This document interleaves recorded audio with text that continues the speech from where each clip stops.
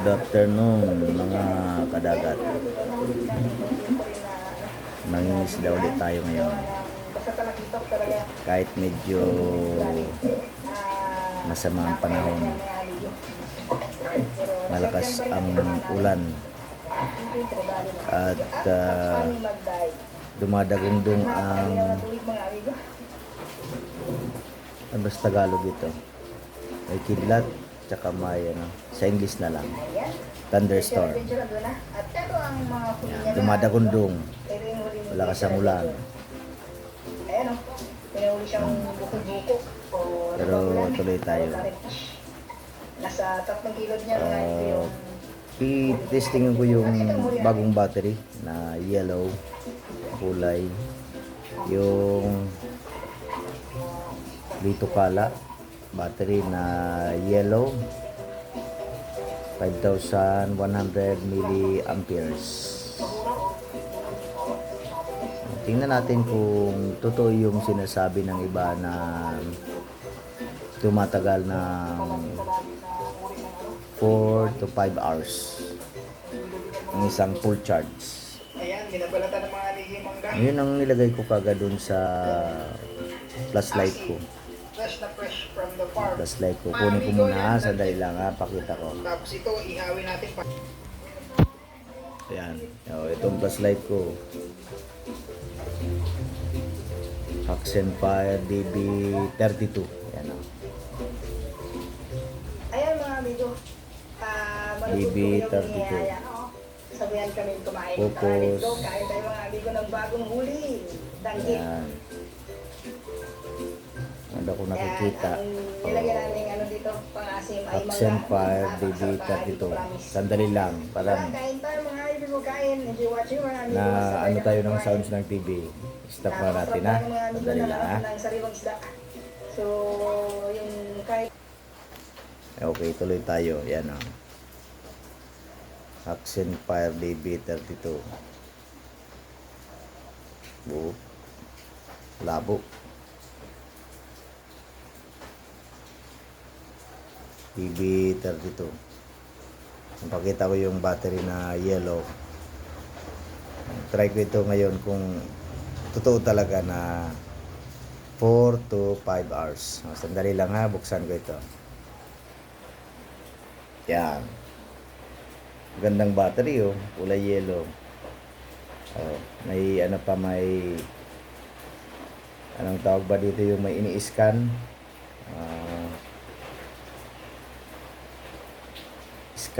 Ini-scan. May code. Pag in-scan mo yan, direkta ka dun sa website ng Litokala. Try natin kung maganda ito. Nakasulat 5,100 milliamperes. Yan. 3.7 volts. 18.8 watts. Ang ganda lang nakasulat. Maximum continuous discharge 20 amperes. Rechargeable battery 26,650. Ganda ng pagkagawa kasi lang medyo may kamahalan, medyo mahal. Pero kahit mahal, basta maganda, yung matagal malobat, okay na yun. Sana totoong 4 to 5 hours. Meron pa ngayon nakabili nito, 6 hours daw, hanggang 6 hours. So, depende naman siguro sa paggamit. Pag palagi nakasindi ang flashlight mo, siyempre, maubos kagad yung laman ng battery. Now, ngayon, picture pa Ganda. Nakita ko sa inyong ulan. Malakas ang ulan, pero okay lang. Hindi naman ulan ang hulihin, Wait lang. Yan malakas ang ulan. Malakas ang ulan. Tingnan mo. Baka ba? Yan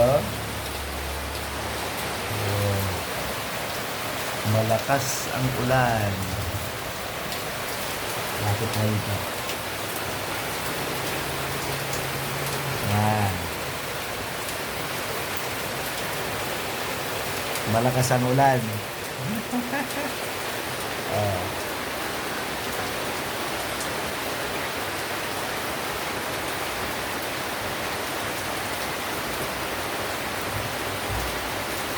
Yan, dumadagundong. Pero try pa rin natin kung nakahuli tayo ng isda. Try natin na yung battery na yun na nakalagay sa flashlight. Yung matagal talaga malogat.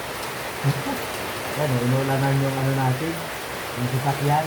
Mabuti nga may cover yung kotse, oh. Ayan, oh. Medyo maraming ano, ulap. Medyo nakulimlim. Alright. Pero try na pa rin natin. Ito ang tinatawag na rain or shine. Okay, sige. Yung pinapanood ko sa TV, oh, yan yung kay ano, kay Dave Amigo. Yung sa YouTube rin.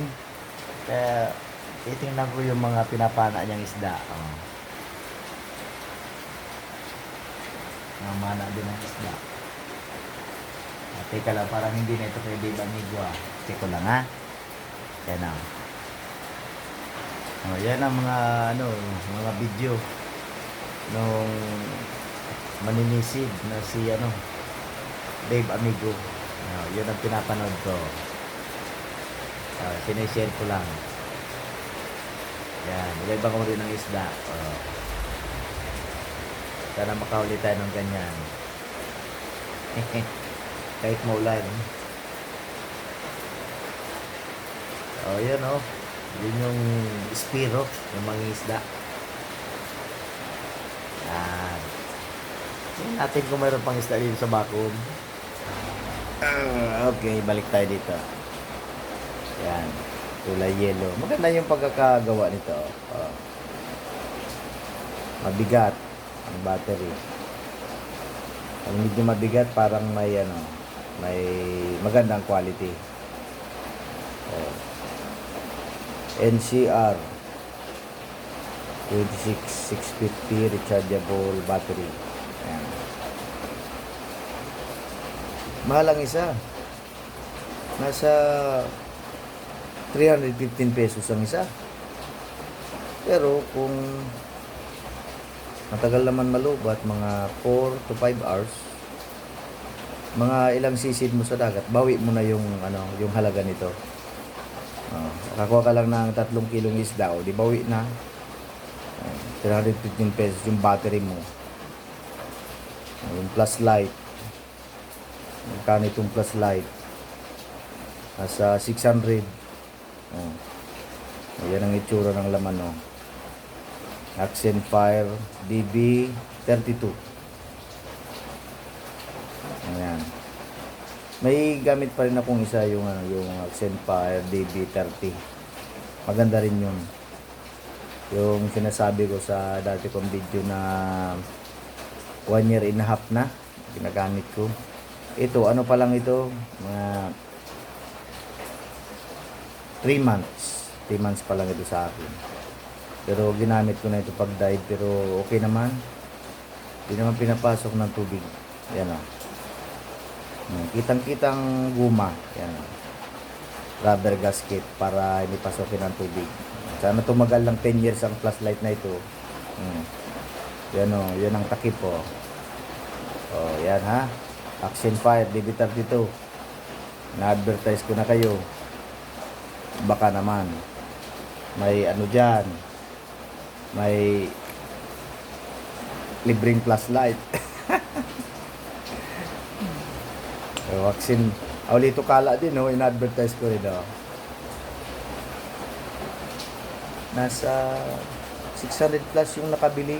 Halos lahat positive ang feedback at review nito. Maganda yung mga sinasabi nila. Kaya lang may nakita ko doon na ano, medyo di nagandahan. Sa bagay, wala namang perfect. Minsan may mga pag nakakuha ka ng may ano, factory defect, pero bihira lang yun. Basta ito, first charge ito. Chinarge ko ng ilang oras ba yun? Almost 10 hours. 10 hours. Hanggang 12 hours. Kalahating araw. Sinadis ko ito. Parang maganda talaga.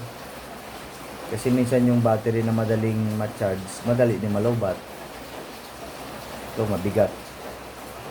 May code pa. May ano pa, may mark ng quality. Dito pala. Yan. Sana maganda yung maging experience natin dito. 4 to 5 hours ang claim ng battery na ito. Tatagal lang 4 to 5 hours. Maganda oh. Palatandaan ng mga original yung sa negative side, ano siya, flat. Walang ano, pag kinapa mo siya, walang parang bukol. Yan ang mga original. Pero titestingin pa rin natin ano. Yung sa positive side niya, 3 yung kanto. Oh. May 3 kanto parang triangle oh. Tapos maliit lang yung circle, yung white oh. May pa nakasulat dito.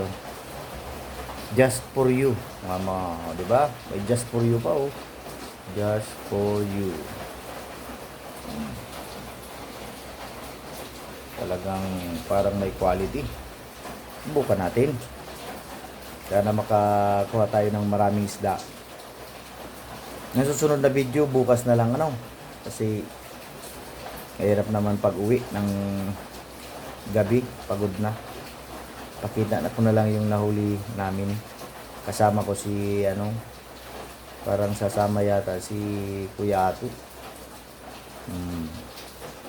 Hindi pa ninyo yung nakita.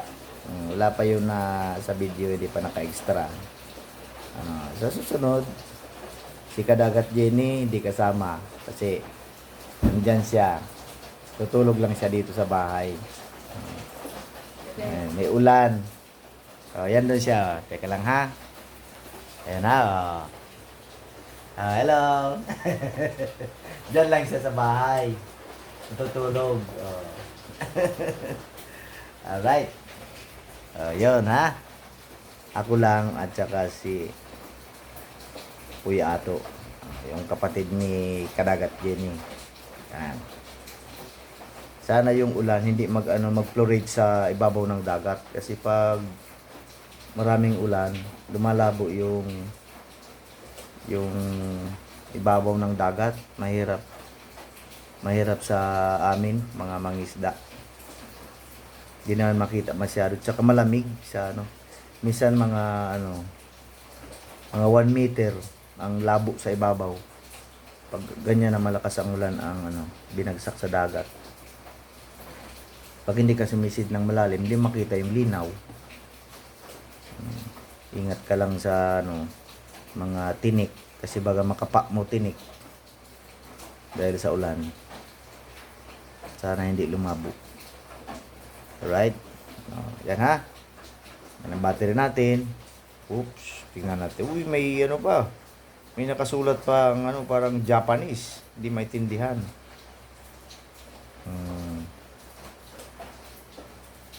Okay. Ayoko na banggitin yung bansa. Basta gusto ko lang banggitin yung Litukala. Yan Litukala tayo dito. Yung Litukala na nung black, maganda rin yun. Yung may baon akong isang battery dyan. Tested na yun. Kaya lang yung curious lang ako dito sa yellow. Kasi sabi nila mas matindi raw ito kaysa black. Pero may napanood ako sa YouTube. Experiment siya. Mas maganda yung black kaysa yellow. So, tingnan natin kung anong totoo. Ito yung natin, Yan. Yung antipara natin. Yung salamin. Yung kalumaan. Itong gamit ni Muro Ami. Joke lang ha. Hindi naman talaga ito. Kasi yung kay Muro Ami nandun sa kay Kita nyo yan sa YouTube. Mahal na yun pag binenta. Ito naman ay kahoy lang na antipara. Mga tagal na rin ito sa akin. Mga may 10 years na ito sa akin. Kita mo, may mga patsi na oh. May mga epoxy na oh. Oh, sira-sira na pero pwede pa. Oh. Mahirap magsukat ng salamin. Sinubukan ko yung bagong salamin na galing sa Shopee na bili ko para akong hindi ibang pakiramdam po sa salamin na yun. Parang mawalan ako ng hangin. So dito uli ako sa dati kong pinasanayan. Antipara gawa sa kahoy. Okay. Tsaka yung diving cup. Sinusuot ko yan. So, maraming salamat po sa lahat. Sa mga nakakapanood. Magandang umaga, magandang tanghali, hapon. Ano man yung natin dyan sa inyo. Kung ano man yung oras dyan sa inyo. Maraming salamat po. Kadagat vlog. Paki-subscribe na lang po. At paki-share, paki-on ng notification bell para pag may bago tayong video ay malalaman ninyo kung may bago tayong video. Actually, yung video naman natin dito sa YouTube ay nilagay ko doon this channel is all about fishing, yan, pangingisda, tapos cooking. Yan, nagluluto din tayo minsan sa bahay. And then kasama siyempre si Kadagat Jenny, siya talaga magaling magluto. Ako hindi masyado. Ano pa yung isa? Travel. Yan, pag naglibot-libot sa ibang mga lugar, nilalagay din natin dito. Tsaka may isa pa. May naisip pa kaming isa. Sabi yung isang idadagdag namin dito sa channel. Fishing, cooking, travel, tapos nakalimutan ko yung isa. Yung idadagdag pa. Di bale. Sa susunod, babanggitin ko yun at saka makikita natin dito sa YouTube kung ano pa yung idadagdag natin dito. So, ang purpose naman talaga natin dito is siyempre, pagpunta ka sa dagat. Yung dagat naman maganda sa katawan, sa kalusugan. Kaya minsan magandang maligo sa dagat talaga. Yun ang number 1. And then pangalawa, makahuli ng isda. Napakamahal ng isda. So, makalibre na sa pang-ulam. Yan naman talagang pinaka-motivation natin dito.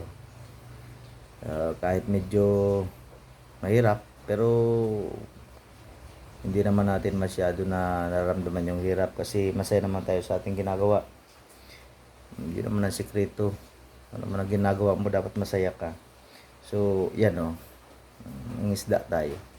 So, good for the health ang dagat, tsaka yung makalibre ka ng isda ay napakalaking bagay.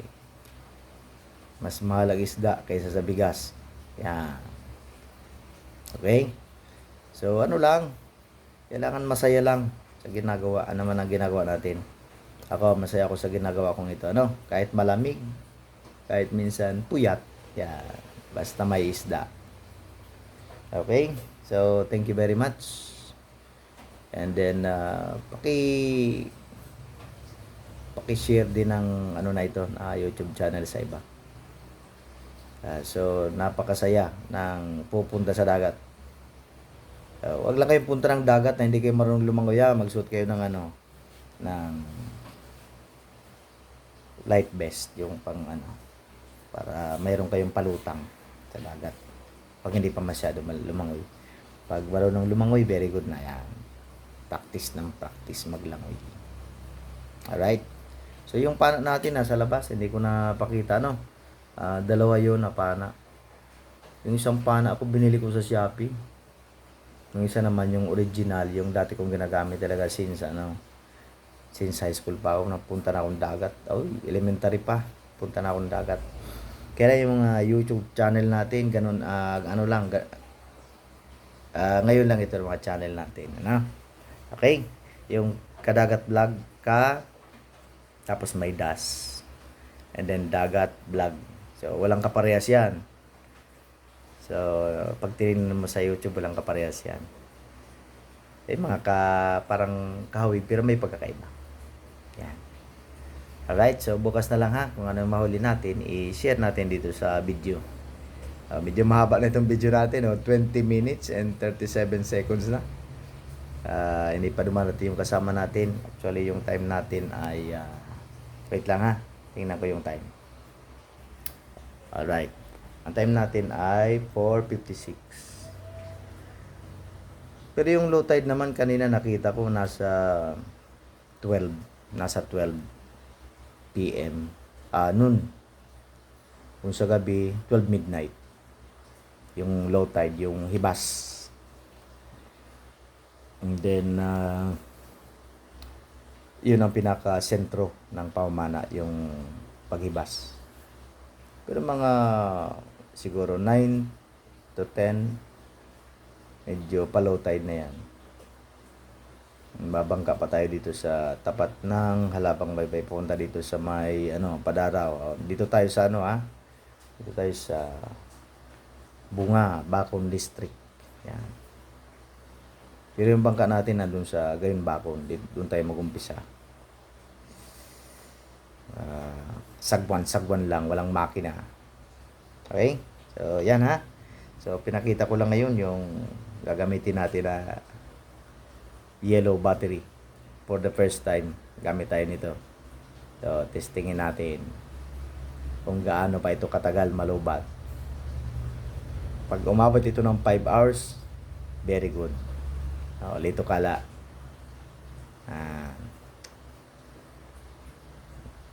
Advertisement. Kahit walang bayad, basta masaya tayo dito sa battery. Okay, thank you very much. Okay. God bless everyone. Bye-bye.